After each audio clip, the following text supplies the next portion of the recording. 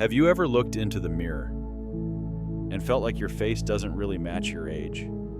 There's a strange moment, one only those who've been through it will understand. You look into your eyes, and the light is still there. Even after everything life has taken you through, even as the numbers on paper keep rising, even as you've watched friends grow old, close off, fade behind the doors of family or heartbreak, there is still something within you untouched by age. Not because you've taken exceptionally good care of yourself, not because your skin is smoother than most, but because time cannot leave a mark on the soul. There are people who reach midlife and still carry something incredibly light, as if they're not dragging around the boulders that most others are burdened with, not because they've never suffered, but because they never let suffering turn to stone inside their hearts. Do you know what that looks like? It shows in the eyes, in the gentleness of someone who no longer needs to prove anything, in the way they smile softly, speak slowly, and show up without urgency. People see them and say, "You look so much younger than your age."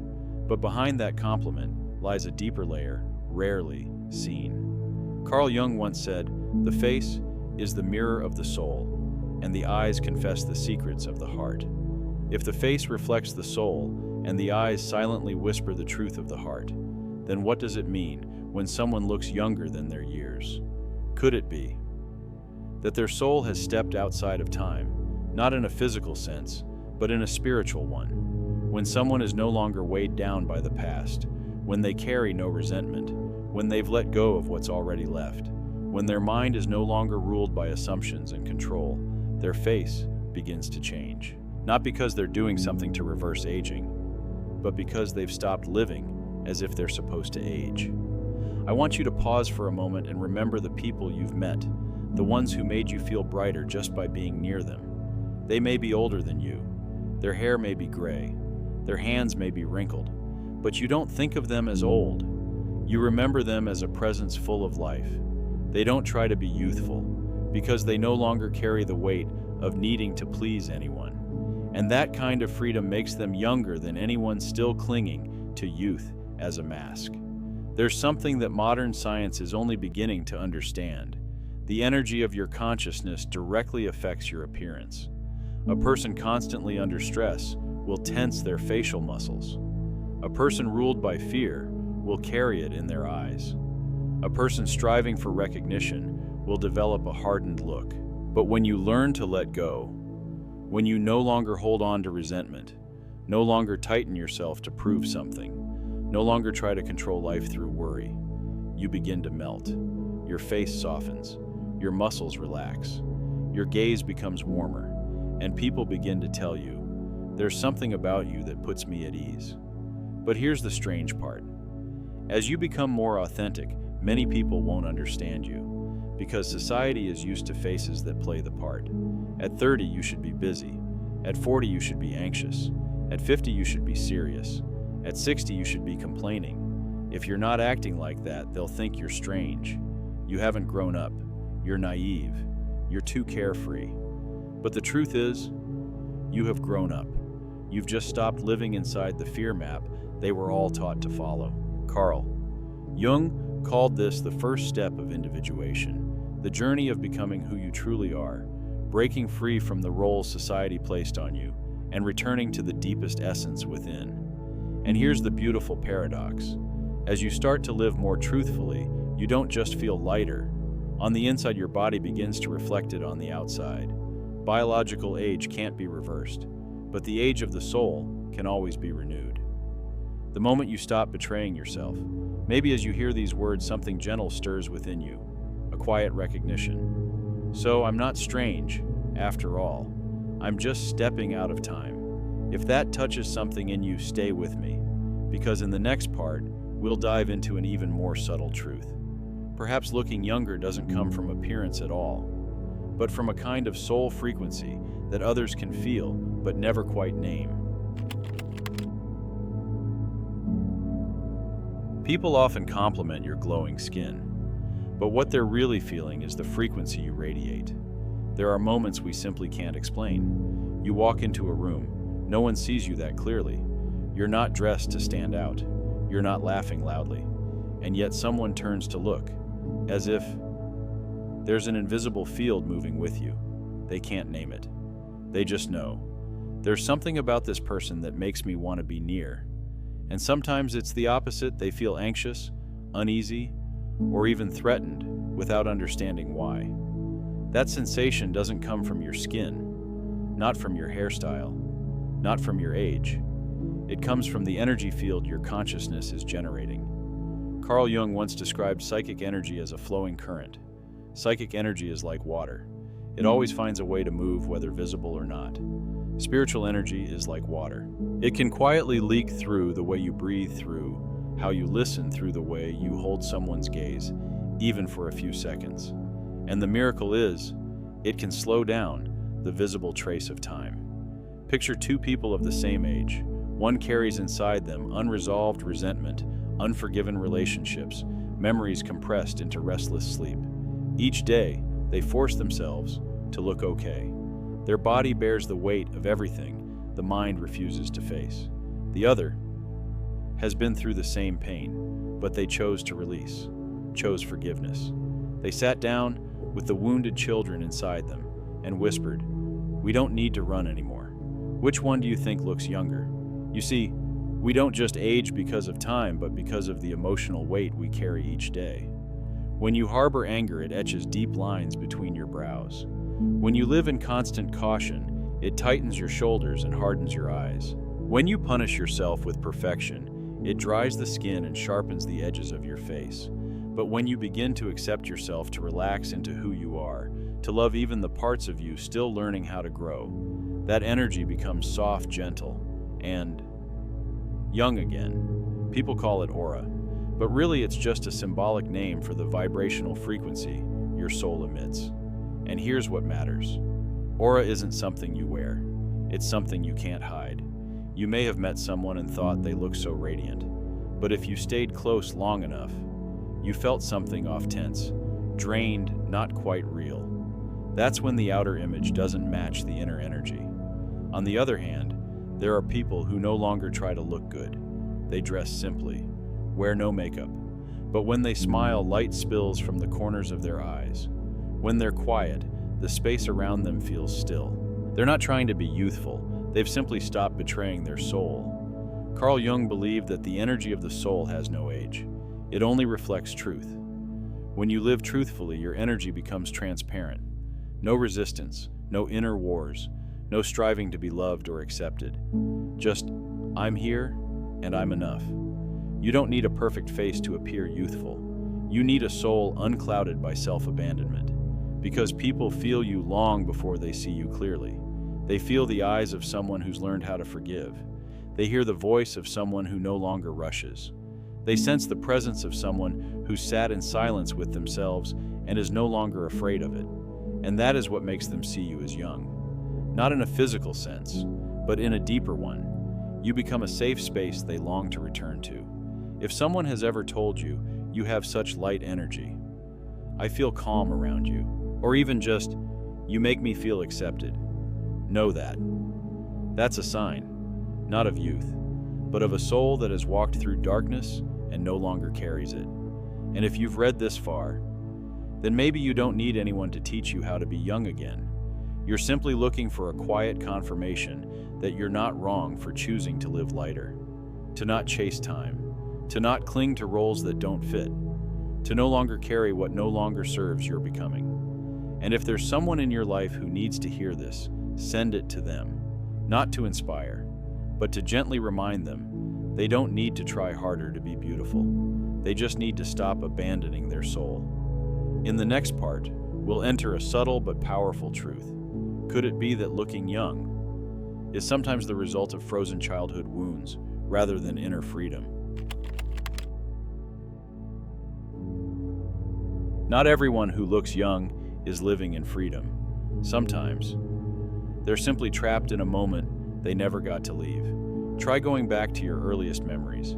Can you recall the first time you felt you had to be stronger than your age? The moment you realized the grown-ups wouldn't always be there to protect you. When you started smiling to hide the pain.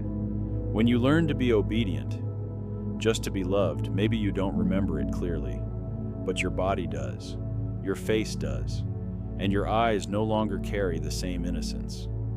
Carl Jung called those moments the wounded parts of the psyche, fragmented and injured pieces of the soul. If they're never healed, they don't disappear. They simply stop growing. They freeze in time. A part of you is still 8 years old, still waiting for someone to comfort you, still trying to please just to avoid abandonment, still repeating the same old belief, if I'm good, I'll be loved. And that's exactly why some people appear younger than they really are, but not in a healthy way. They're not truly young. They just never got the chance to grow up in safety. They're stuck in the very stage where affection was suddenly withdrawn, where innocence was punished, where their eyes had to learn avoidance instead of connection. What does this result in? A face that seems younger than it should. A smile that feels childlike but misplaced. Eyes so delicate, it's as if they might shatter the moment someone gets angry. Maybe you've seen this in someone else, or in yourself. Someone who always looks adorable but can't establish personal boundaries. Someone who makes others want to protect them, but deep down carries a constant fear of being left behind. Someone who's always kind, but that kindness is really a shrinking to avoid rejection. And this effort to preserve that sweet image keeps them from stepping into full adulthood, a place where it's safe to be angry, disappointed, messy, or wrong, and still be loved. Carl Jung once said, "Until you make the unconscious conscious, it will direct your life, and you will call it fate. Until you face what's buried in the unconscious, it will run your life, and you'll call it destiny." So looking young, if it doesn't come from healing, might just be an unprocessed survival response. Picture a child who was never truly listened to. They learn to smile more, to behave better, to ask for less. They become the adorable child, but adorable in a disconnected way. And then, they grow up. But they keep doing the same thing, not because they want to, but because they're afraid that if they stop, love will disappear. And so the youthful appearance remains, not because their soul is light, but because it's stuck in childhood. Here's the truth. There are two entirely different kinds of youthfulness. One comes from deep inner vitality, soulful connection, freedom from wounds, and authenticity. The other comes from being frozen in pain, afraid to grow up, unable to feel bad emotions, unable to step into adulthood. And if you confuse the two, you may keep praising a kind of youthfulness that is in reality unspoken pain. I want you to ask yourself, do I look young? Because I'm living authentically, or because I've never stepped out of that frozen memory? You don't need to answer right away. Just be honest, because honesty is the beginning of healing.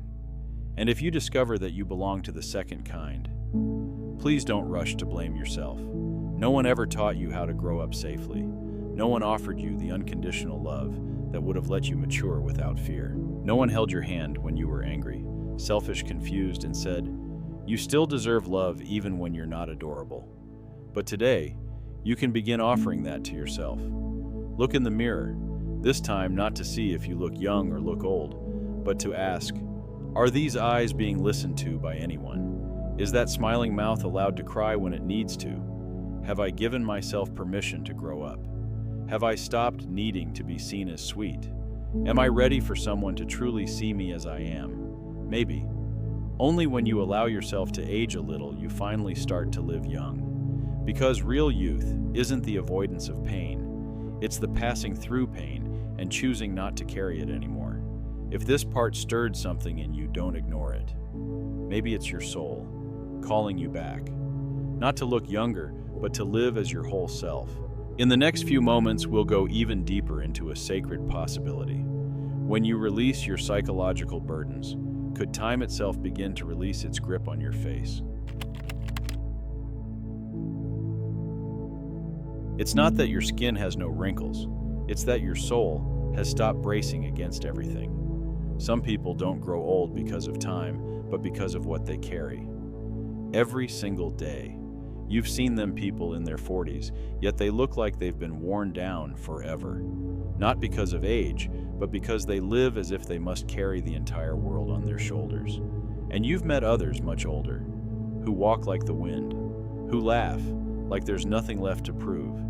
And when you ask for their secret to longevity, they don't mention their diet. They speak of letting go. Carl Jung called this the lightening of the psyche, a softening of the inner world. Because every time you release something that once brought you pain, a part of you becomes young again.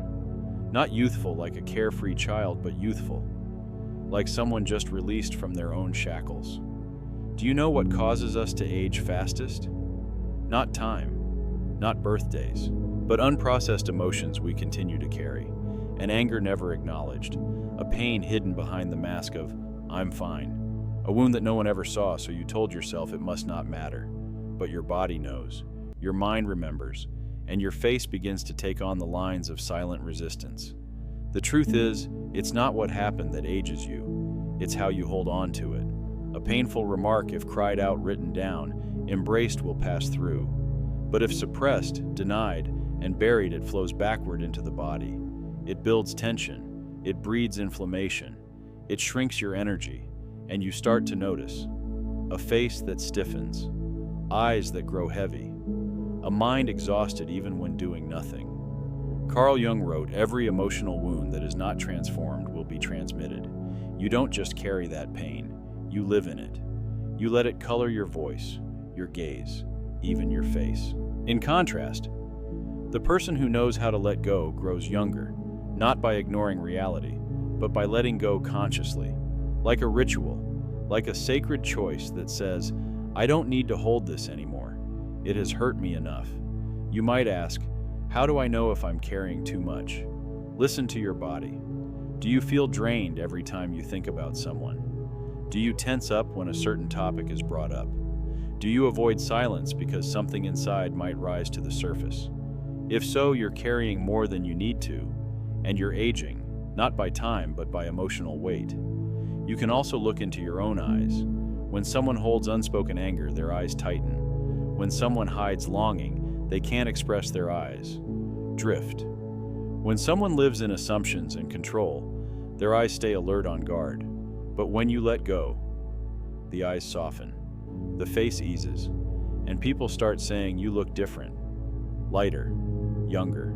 They don't know that you've just released a piece of the past that no longer serves you, that you've just forgiven someone who never apologized, that you've just stepped out of a role you were tired of holding. And in that moment, you began to grow young again. Not because you added something, but because you stopped carrying. There's an image I love. A person walking through a field carrying nothing, just eyes lifted to the sky and a heart as light as the breeze. No one knows what they've endured. They only know that now they are alive, real, and beautiful in a way that needs no praise. You don't need to do anything complicated to become young again. Just pause and ask yourself, what am I still carrying that doesn't belong in the present? What emotion have I not dared to face? What words do I need to whisper to myself? You've done enough. You don't have to brace anymore. When you begin to lighten from within, your energy shifts. You no longer get pulled into negative conversations. You no longer need to win every argument. You no longer react impulsively to judgment. And strangely, your face begins to reflect that shift. Wrinkles may still appear, but they carry gentleness, not sharpness. You don't need to erase your age. You only need to release what you no longer need to hold inside. Because your soul has no age. Only the things you haven't yet forgiven in yourself make it feel heavy. If today you feel ready to lay down something that once hardened you, leave a comment that simply says, I choose to be light again. No one needs to know what you're referring to, but you will feel the beginning of something new. The next part will open a quiet and powerful perspective. When you stop living by the clock of the world, your soul begins to set its own time. What if your soul follows a different timeline than the world? Out there, the world runs by clocks, by schedules, by deadlines, by the right age for everything. Age 18, choose a career. 25, settle down. 30, start a family. 40, own property. 50, think about retirement. 60. Prepare to slow down. You're placed into milestones like molds, and if you fall out of rhythm, society says you're going the wrong way, but the soul has no deadlines. It doesn't care if you're 40 or 60. It only wants to know, have you returned to yourself yet? Carl Jung once said, life really begins at 40. Up until then, you are just doing research. Life doesn't truly start until 40. Before that, you're simply gathering material. How profound is that? We spend half our lives living by a schedule no one ever stops to question. Is this even right for me? You choose a job because it's safe. Marry someone because it's the right time. Have kids because everyone else is doing it.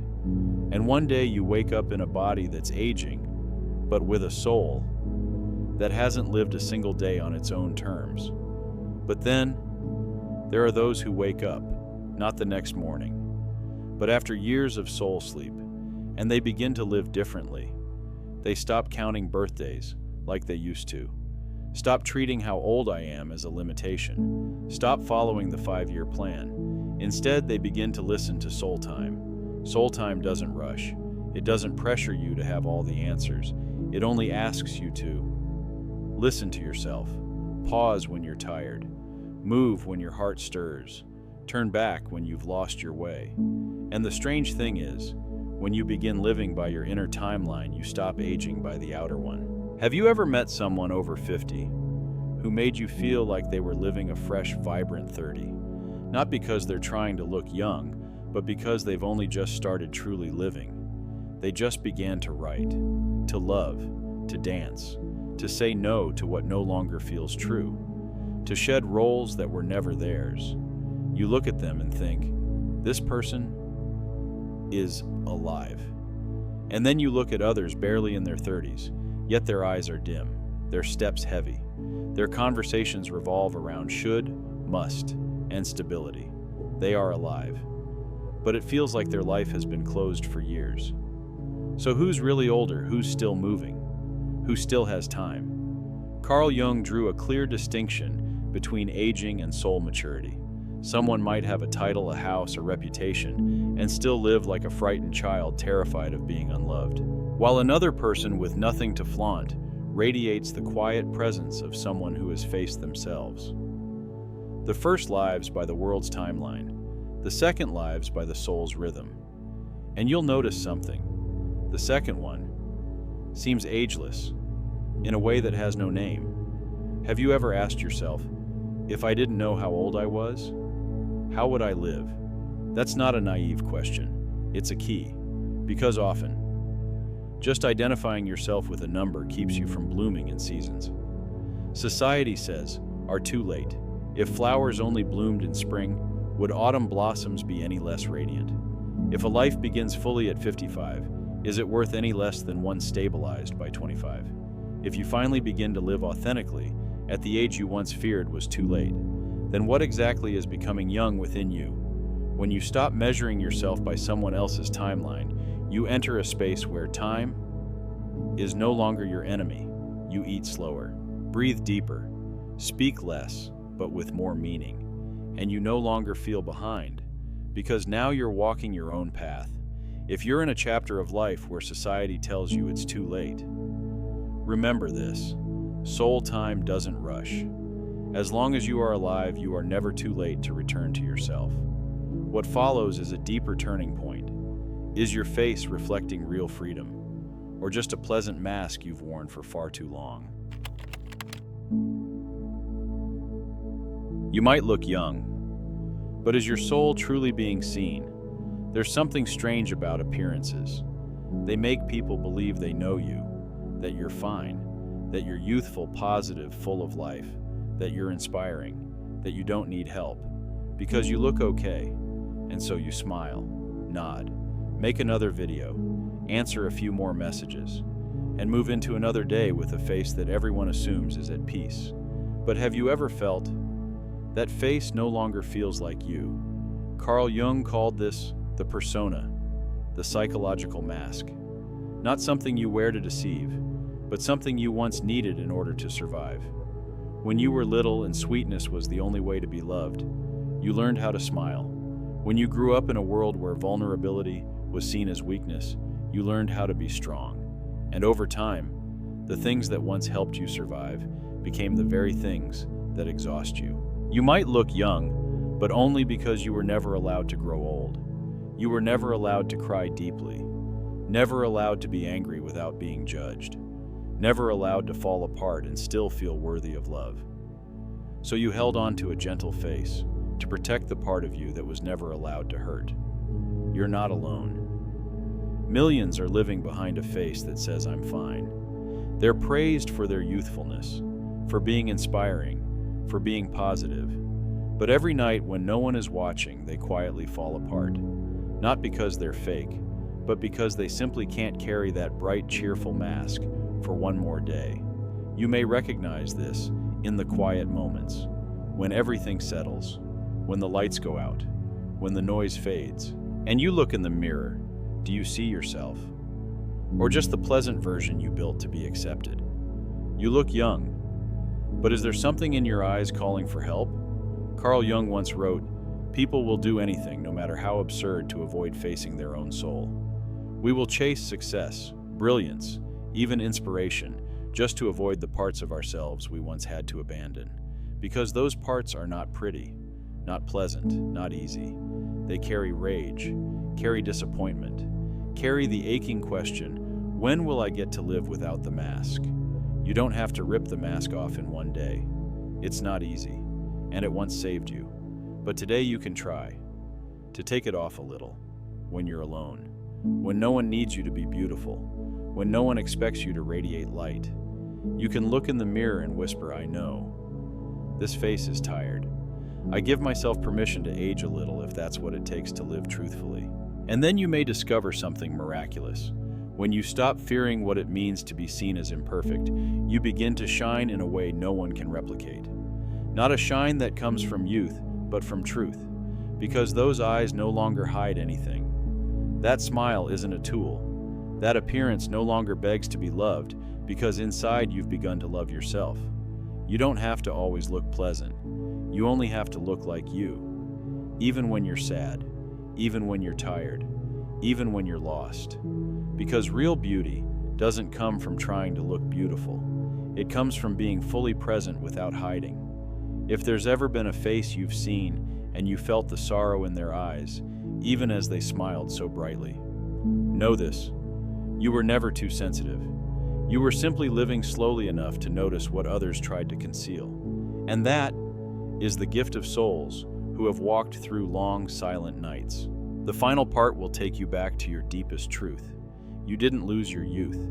You only lost yourself in trying to hold on to someone or something that no longer belonged. And today, you can begin to find yourself again. You didn't lose your youth. You only lost yourself in trying to hold on to something that no longer belonged to you. There are people we once tried to keep, lives we once tried to cling to, and roles we mistook for who we were, but were really just long-term survival strategies. We tried to be gentle, to be loved, tried to be smart, to be seen, tried to stay youthful so we wouldn't be left behind, tried to seem fine so we wouldn't be a burden, and little by little, we faded. One day when everything around us grows quiet, when no one's asking, no one's praising, no one's needing us to be good, we start to hear something small, something still, something real, the voice of ourselves. Not the self we edited, not the self everyone adored, but the self that remains when we're no longer trying. Carl Jung wrote, "The privilege of a lifetime is to become who you truly are. The greatest gift in life is not being loved, but returning to yourself. Not being praised for your youth, but being allowed to live honestly, even as your face begins to crease. Not being admired, but being able to take a deep breath without holding up any image. You've come so far. You've survived the years of pressure, of prettiness, of pretending to be okay. And if you feel tired, it's not because you're weak. It's because it's time. Time to stop.